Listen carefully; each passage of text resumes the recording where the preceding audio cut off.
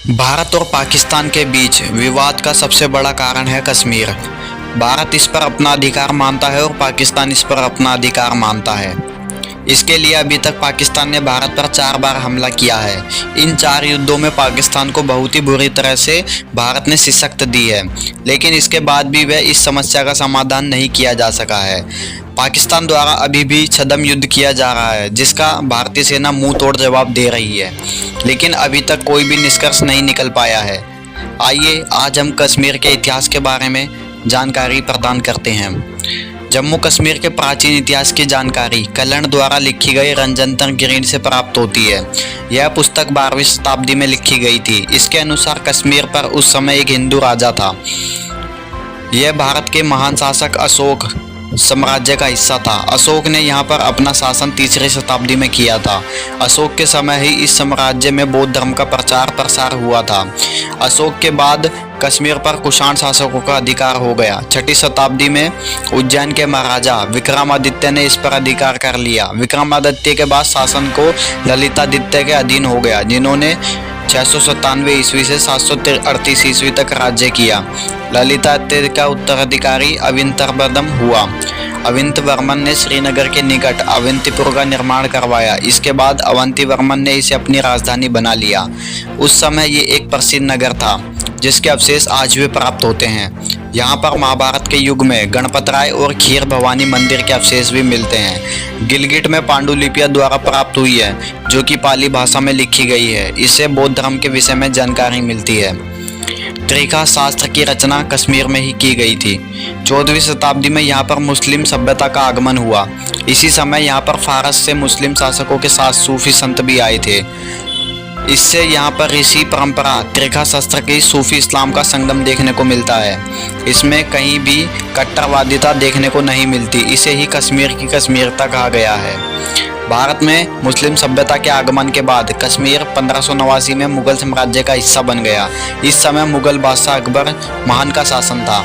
अकबर को हिंदू मुस्लिम की एकता स्थापित करने के लिए एक महान शासक के रूप में देखा जाता है। मुगल साम्राज्य के बाद कश्मीर पर पठानों का कब्जा हो गया। इस समय कश्मीर में किसी भी प्रकार का विकास नहीं किया गया था। वर्ष 1814 में पंजाब के शासक महाराजा रणजीत सिंह ने पठानों को शिकस्त दे दी और वहां पर सिख साम्राज्य की स्थापना हुई। आधुनिक काल में अंग्रेजों और सिखों के बीच युद्ध हुआ, जिसमें सिखों को हार का सामना करना पड़ा। इसी प्रकार के स्वरूप लाहौर संधि की गई, जिसके अनुसार गुलाब सिंह को कश्मीर का स्वतंत्र शासक बना दिया गया। गिलगित का क्षेत्र अंग्रेजों के अधीन रहा। गिलगित क्षेत्र को कश्मीर से बाहर माना जाता है।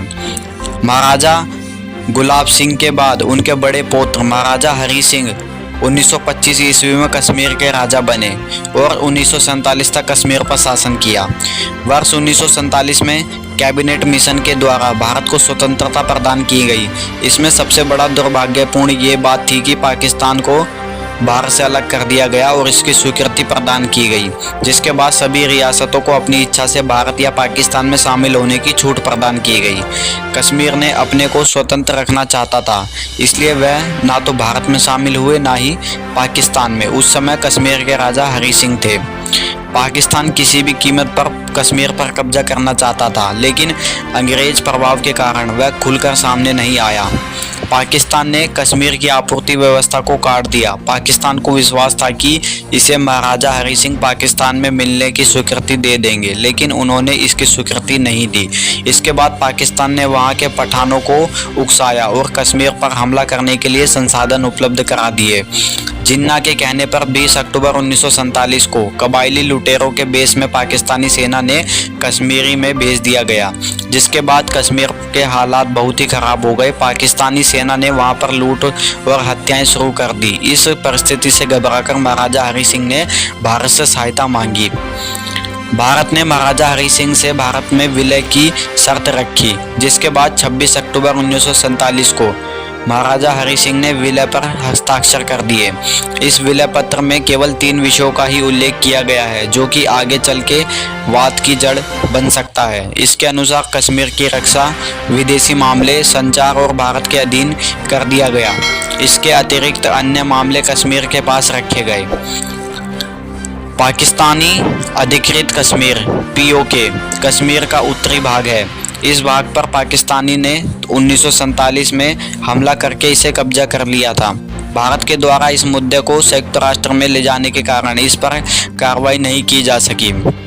पाकिस्तान ने इसी प्रशासनिक रूप से दो भागों में बांट दिया। पहले भाग को आज़ाद जम्मू कश्मीर तथा दूसरे भाग को गिलगित बाल्टिस्तान कहा जाता है। पाक अधिकृत कश्मीर में प्रशासन का प्रमुख राष्ट्रपति होता है, लेकिन व्यावहारिक रूप से उनकी शक्तियों का उपयोग प्रधानमंत्री करता है। प्रधानमंत्री एक मंत्रिपरिषद के द्वारा शासन को चलाता है, लेकिन वास्तविक रूप से यहाँ के प्रशासन पाकिस्तान के दिशा निर्देश पर चलता है। आज़ाद कश्मीर की राजधानी मुजफ्फराबाद और इसमें 8 जिले, 19 तहसील और 182 संघीय काउंसिलें हैं। पाक अधिकृत कश्मीर के राष्ट्रपति मसूद खान और प्रधानमंत्री राजा फारूक हैदर खान हैं। पीओके में दिखावे के सरकार का गठन किया गया, परंतु इसका संचालन पाकिस्तान की केंद्रीय सरकार के द्वारा किया जाता है।